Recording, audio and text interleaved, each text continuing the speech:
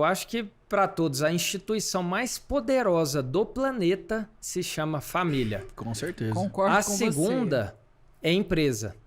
Mais de 90% das empresas do mundo que resolvem problemas, dores e desejos são familiares. 90%. Quando eu entrei na empresa, tinha meus irmãos, né? E assim, eu digo que empresa familiar, ela tem que ter muita paciência, amor, relacionamento. E isso veio de sobra de valores do meu avô, meu pai. Não tem como você dissociar isso. Não tem como. Essa relação sanguínea não tem como você falar assim, não, aqui é só profissional. Claro, eu fico imaginando, porque igual, por exemplo, eu tenho uma empresa, também tenho um sócio. Lá a gente já briga, já se desentende, já é normal. Mas acabou, cada um vai pra sua casa, né? E no outro dia a gente vê e morreu. Agora, dentro da família, você tá jantando, você... cara, que cagada que você fez lá.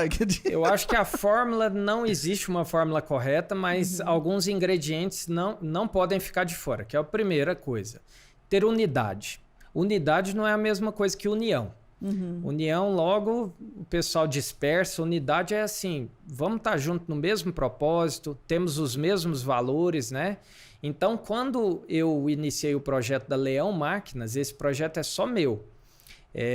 Foi algo que eu tive que desenvolver para saciar essa vontade de resolver problemas. Na Trator Diesel, que é outra empresa da família, nós somos distribuidores de peças e-commerce para máquinas multimarcas nível nacional.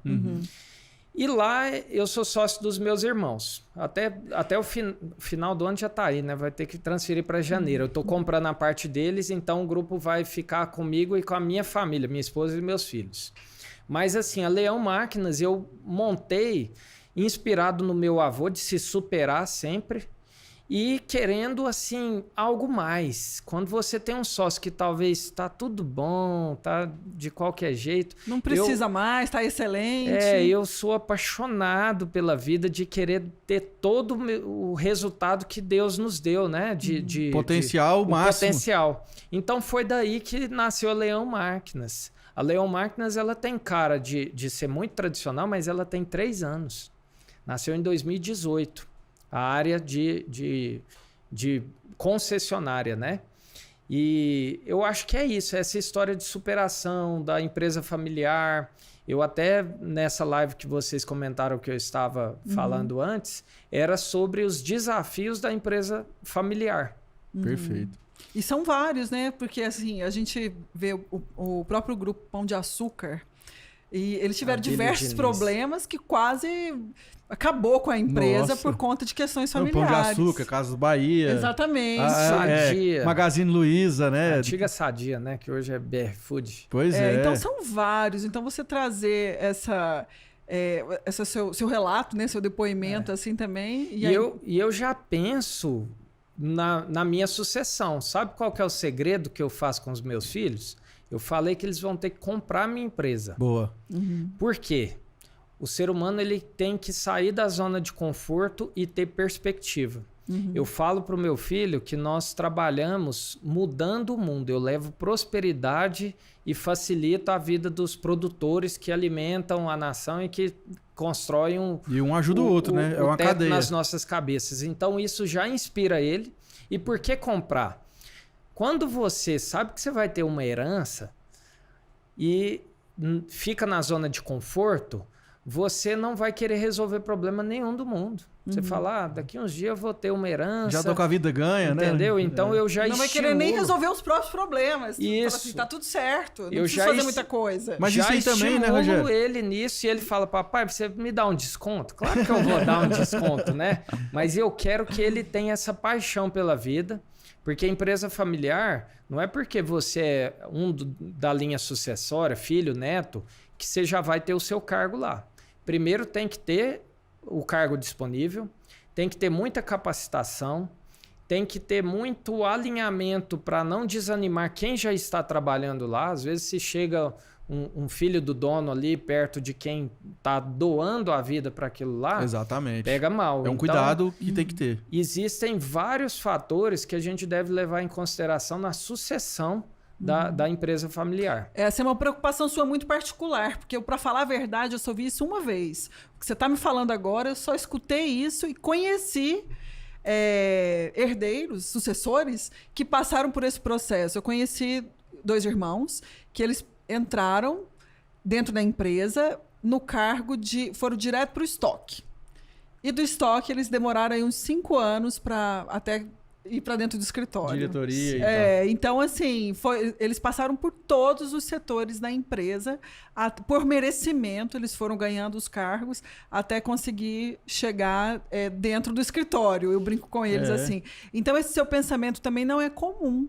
E eu acho que é o segredo do sucesso dos sucessores. Sim. Aprender toda a dinâmica, entender e chegar com muita humildade para poder assumir algo que foi construído com muito suor de quem veio atrás. Sim, é algo que arde no meu coração para poder, assim, dar dicas, ajudar por tudo que eu passei, passar para outras famílias, né? Porque uma nação forte, ela é construída de famílias fortes e empresas fortes, né? O agronegócio é tão forte porque boa parte do agronegócio é familiar. Concordo. Existe uma tradição que é passada com muito orgulho para os sucessores, né? E quando a gente já está destinado ou a gente tem a possibilidade de assumir um negócio que já é grandioso, a gente tem que estimular na vida dessas pessoas que vão concorrer a essas vagas para que elas sejam tão grandes como os sucessores foram. Não pode ser algo assim normal, né? Não pode ser algo fácil. Então, esse é o grande desafio de colocar a pessoa que vai estar à frente do grupo para conhecer cada parte da empresa, para começar a desenvolver a autoridade sobre as pessoas que já estão muito tempo na empresa. Para vocês terem ideia, quando eu fui assumir a empresa, eu tinha colaborador que foi do meu avô, colaborador do meu pai, e meu pai ainda estava lá. Aí nós fizemos um combinado, que aí chama governança corporativa, um estatuto que meu pai passou para o conselho. O fundador ou a pessoa que está no poder, ela precisa abrir espaço para o sucessor. E isso não é um fato que acontece do dia para a noite, é um processo. Nossa, né? Seu pai também foi muito cabeça aberta nesse aspecto, hein, Rogério? Sim, porque geralmente há uma resistência. Tradicionalmente a gente não vê, né, isso, hoje principalmente nas fazendas, né? Hoje a gente vê e acha que tudo foi fácil, né? A gente bateu... Você tá contando assim, né? Tão fácil, a gente tão bateu tranquilo. muita cabeça. Você tá falando do jeito, assim, porque pelo que eu tô vendo as perspectivas, você teve uma assessoria técnica nesse aspecto. Governança corporativa, isso aí... Você acredita que não? Sério? Sério. Não, então você é diferenciado demais, Rogério. Na verdade, eu acho assim, que a gente tem que buscar aquilo que faz sentido pra gente. Quando meu irmão foi para fora e eu assumi a empresa, assumi não, eu estava lá como braço direito do meu pai. Eu comecei a ver o que eu vou fazer no mundo. Será que faz sentido eu ir para outra empresa? Foi uma autodescoberta também. Isso foi uma autodescoberta que todos nós devemos fazer. Não que buscar ajuda técnica seria o ideal. Mas na época, quando eu buscava consultores, meu pai já olhava aquele pessoal de terno e falava, não, pagar dinheiro à toa para esse povo aqui, não quero ver eles não. Aí eu tentei uma consultoria da pessoa que ia mais informal. Meu pai é uma pessoa muito simples, né?